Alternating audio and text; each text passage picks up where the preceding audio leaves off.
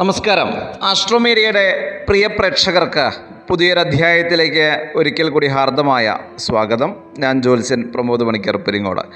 ഇന്ന് നമ്മൾ ചർച്ച ചെയ്യണത് ജാതകത്തിലൂടെ എങ്ങനെ പ്രമേഹ രോഗം കണ്ടെത്താം. സാധാരണ നമ്മൾ ബ്ലഡ് ടെസ്റ്റ് ചെയ്തിട്ടും ഡോക്ടറെ അടുത്തൊക്കെ പോയിട്ടാണ് നമ്മൾ പ്രമേഹം കണ്ടെത്തുക, അല്ലേ? ജാതകത്തിലെ ഗ്രഹനില വെച്ചിട്ട് എങ്ങനെ പ്രമേഹ രോഗം കണ്ടെത്താം എന്നുള്ളതാണ് ഇന്ന് നമ്മളെ വിഷയം.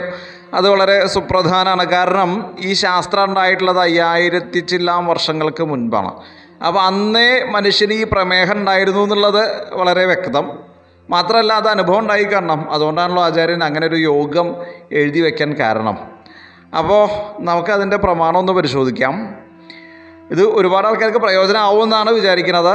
പിന്നെ ഗ്രഹനില സ്വന്തമായിട്ട് നോക്കാൻ അറിയാത്ത ആളുകൾക്ക് അത്രയ്ക്ക് അങ്ങോട്ട് പ്രയോജനപ്പെടും തോന്നുന്നില്ല. എന്നിരുന്നാലും അങ്ങനെ ഒരു സംശയം ഇപ്പോൾ നമ്മൾ ആസ്ട്രോമീഡിയ കുറേ കാലങ്ങളായിട്ട് കാണുന്ന ആൾക്കാർക്ക് ഇപ്പോൾ ലഗ്നം നോക്കാനും ഒരുവിധമൊക്കെ നോക്കാൻ മനസ്സിലായിട്ടുണ്ട്.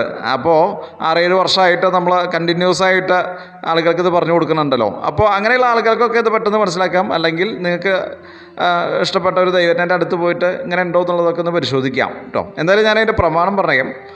ലഗ്നേ പാപേക്ഷിതേ ലഗ്നനാഥേ നീചാരി രാശികേ ശുക്രയുദേക്ഷിതം രന്ധ്ര ഏഷയോഗ പ്രമേഹകൃത്ത് എന്നാണ്. അപ്പോൾ അതിനെ നമ്മൾ അന്വയിക്കണം. ഒരു ശ്ലോകം കിട്ടിക്കഴിഞ്ഞാൽ അതിനന്വയിച്ച് കഴിഞ്ഞാൽ ലഗ്നേ പാപേക്ഷിതേ ലഗ്നനാഥേ നീചാരി രാശികേ രന്ധ്രം ശുക്രയുദേക്ഷിതം ഏഷയോഗ പ്രമേഹകൃത്ത്. അപ്പോൾ അതിൻ്റെ അർത്ഥം അങ്ങോട്ട് വ്യക്തമാവും. ഇത് സംസ്കൃതമാണ് കേട്ടോ. അപ്പോൾ ഭാഷയോടുള്ള ഒരു ഇഷ്ടം കൊണ്ട്, പിന്നെ ഒരു ശ്ലോകം കിട്ടി അതിൻ്റെ പദം മുറിക്കാനൊക്കെ ഉള്ള ഒരു ഇഷ്ടം കൊണ്ട് അതിൻ്റെ അന്വയം പറഞ്ഞതാണ്. ജ്യോതിഷ വിദ്യാർത്ഥികൾക്കും അത് പ്രയോജനത്തിൽ വന്നേക്കാം. ഇതിൻ്റെ സാരാംശം ഇത്രയേ ഉള്ളൂ. ലഗ്നത്തിൽ പാപദൃഷ്ടി ഉണ്ടാവുക, ലഗ്നേ പാപേക്ഷിതേ, ലഗ്നത്തിലേക്ക് ഒരു പാപൻ്റെ ദൃഷ്ടി ഉണ്ടാവുക. അതായത് ചൊവ്വയോ സൂര്യനോ ശനിയോ രാഹു യദുക്കൾ ആരെങ്കിലും നോക്കുക. ലഗ്നാധിപൻ നീചത്തിൽ വരിക.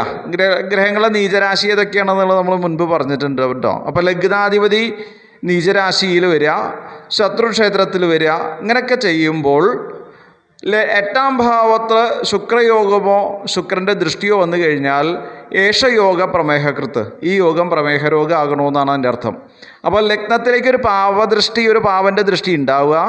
ലഗ്നാധിപതിക്ക് ബലം കുറയുക. നീചത്തിൽ എന്ന് പറയുമ്പോൾ തീരെ ബലമില്ലാത്തൊരു സ്ഥാനമാണ് നീചം.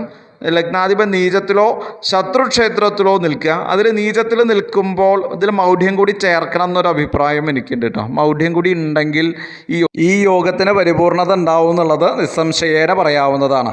അപ്പോൾ ഇനി നമുക്ക് മറ്റൊരു വിഷയവുമായി അടുത്ത എപ്പിസോഡിൽ വീണ്ടും കണ്ടുമുട്ടാം, കേട്ടുമുട്ടാം. അതുവരേക്കും എല്ലാവർക്കും ഒരു ശുഭദിനം ആശംസിച്ചുകൊണ്ട് തൽക്കാലത്തേക്ക് വിട പറയുന്നു. നന്ദി, നമസ്കാരം.